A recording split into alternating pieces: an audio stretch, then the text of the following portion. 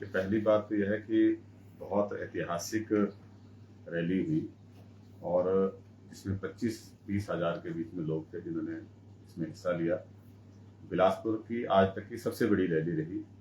हालांकि इससे पहले राष्ट्रीय स्तर के नेताओं की, प्रधानमंत्री की भी रैली रही, वहाँ पे हुई है, लेकिन आज तक की जितनी रैलियाँ हुई थी उन सबका रिकॉर्ड जो है इस रैली ने तोड़ दिया। तो पहले तो मैं उन सभी लोगों को धन्यवाद देता हूँ जिन्होंने इसमें हिस्सा लिया और सब में उत्साह था।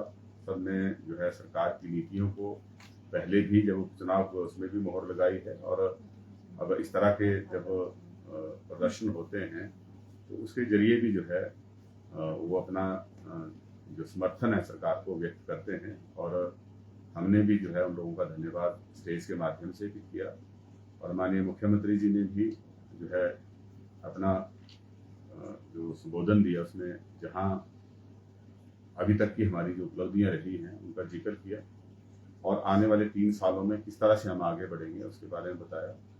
हम ऊंचे लक्ष्य लेकर आगे बढ़ रहे हैं और सबसे बड़ा लक्ष्य यही है कि हम हिमाचल को कैसे एक आत्मनिर्भर प्रदेश बनाएं, हम हिमाचल को कैसे विकास की उन ऊंचाइयों पे ले जाएं कि पूरे हिंदुस्तान का ये बेस्ट स्टेट बनकर उभरे और हम अपने दूर दराज के जो लोग हैं, समाज में जो सबसे अंतिम पंक्ति के भी अंतिम पड़ाव पे जो व्यक्ति खड़े हैं, उनको भी हम जो है ऊपर उठाने के लिए उनको भी हर तरह की सुविधाएं मुहैया कराने में जो है इस तरह की नीतियां बना के आगे बढ़ रहे हैं और हर आदमी का विकास जो है वही हमारा लक्ष्य है।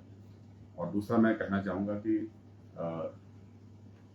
ये उस तरह की रैली नहीं थी जिस तरह की भाजपा ने जब इनका आखिरी साल के 2-3 महीने बचे थे तो आप सब जानते हैं कि किस तरह से सरकारी धन का दुरुपयोग हुआ।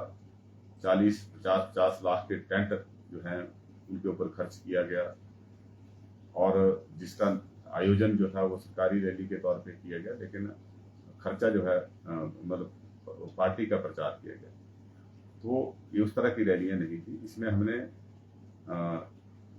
टेंट की व्यवस्था, खाने पीने की व्यवस्था, पानी की व्यवस्था, सारा का सारा जो है ये डोनेशन के माध्यम से किया और सरकार का इसमें कोई खर्चा नहीं हुआ। सिर्फ गाड़ियों पे जो है वो सरकार का खर्चा हुआ और जितनी जयराम जी के समय में जो भाजपा की सरकार थी उसमें जो रैलियों में खर्चा होता था ये उससे मुझे लगता है 10वां हिस्सा होगा।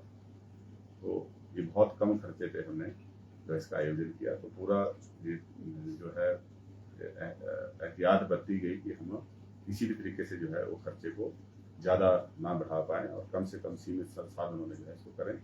और डेमोक्रेसी में ये करना बहुत ज़रूरी होता है क्योंकि बीच बीच में जब इस तरह के से कार्यक्रम होते हैं तो उससे सरकार का संचालन करने वालों को भी ऊर्जा मिलती है और लोग भी एक नई ऊर्जा के साथ जो हैं वो अपने जीवन के संघर्ष में आगे बढ़ते हैं। और आप जो वहाँ पे आप गए थे, आपके पत्रकार भाई, आप खुद भी गए थे, आप जान सकते हैं कि किस तरह से वहाँ पे लोगों में उत्साह था और जब वहाँ से वापस लौटे तो भी लोगों में जो है उत्साहित नजर आ रहे थे, खुश नजर आ रहे थे। तो वही इसका उद्देश्य था। तो हम उसी उद्देश्य को आगे बढ़ाने के लिए इस तरह के कार्यक्रम जो है भविष्य में भी करेंगे। जी सर, आप ही के साथी राजेंद्र राणा सरकार के 2 साल के कार्यकाल पर सवाल उठा रहे, कह रहे हैं कि मित्रों पर खजाना लुटाया गया है सरकार द्वारा और जनता के पैसों की बर्बादी सरकार ने की। कैसे देखते हैं सर? देखिए, मैंने पहले कह दिया, अब इसमें बार बार कहने की जरूरत नहीं है। जो जयराम जी ने कहा उसी के उत्तर में मैंने सब कहा। जी सर, उसमें सर तकनीकी विभाग में जो है किस तरह का काम कर रही है कांग्रेस? तकनीकी शिक्षा विभाग में बड़े बदलाव करने की जरूरत है। पहला तो जो एक्सपेंशन ज़्यादा हुई है अब उसको कंसोलिडेट करने की जरूरत है। हम क्वालिटी ट्रेनिंग दे सकें उसके ऊपर फोकस है और हम जो डायरेक्टरेट टेक्निकल एजुकेशन है उसमें भी कुछ मूलभूत बदलाव कर रहे हैं। कुछ हमारे जैसे क्योंकि जब डायरेक्टरेट ऑफ टेक्निकल एजुकेशन का स्ट्रक्चर क्रिएट किया गया उसमें इसका दायरा बहुत छोटा था। हिमाचल प्रदेश में इतने टेक्निकल इंस्टीट्यूशन नहीं थे।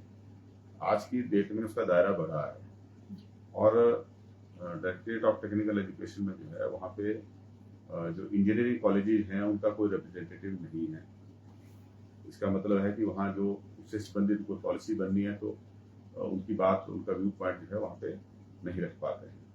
दूसरा, जो फार्मेसी कॉलेजेस हैं उनका भी कोई रिप्रेजेंटेटिव जो है डायरेक्टरेट में नहीं है। तो पहले तो हम ये इंश्योर कर रहे हैं कि वहाँ पे डिप्टी डायरेक्टर लेवल का अधिकारी, जिस तरह से ITI और पॉलिटेक्निक के डिप्टी डायरेक्टर हैं उस कैडर से हैं, वैसे इंजीनियरिंग और फार्मेसी जो कॉलेजेज हैं उनके भी रिप्रेजेंटेटिव वहाँ पे हैं।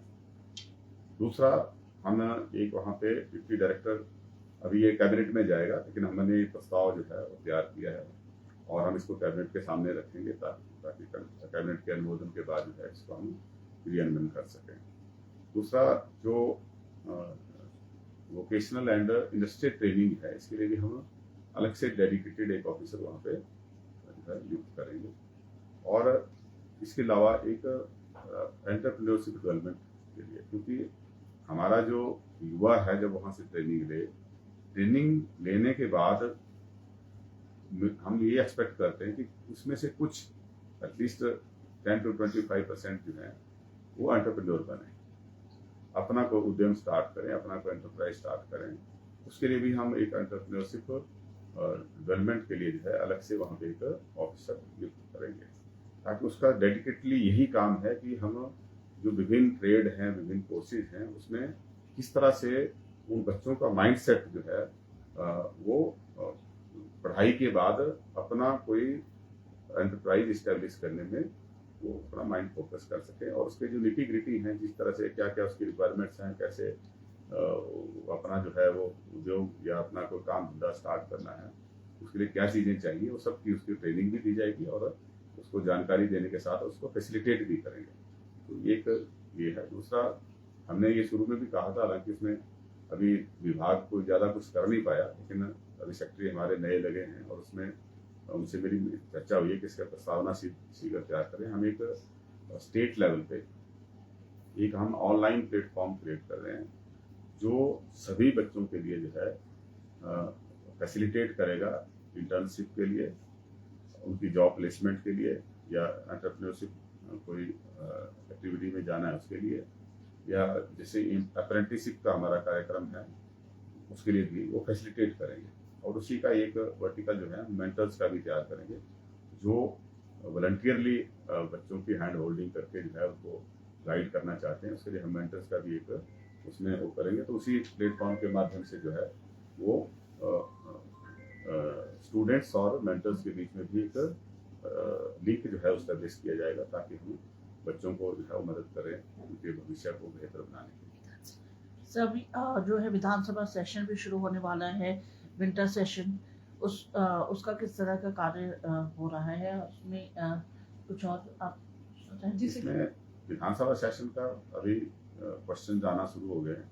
कुछ हमने बिल भी जो है अप्रूव किए हैं कल कैबिनेट में, वो भी उसमें लगेंगे, और कुछ संशोधन के बिल हैं वो भी उसमें आएंगे।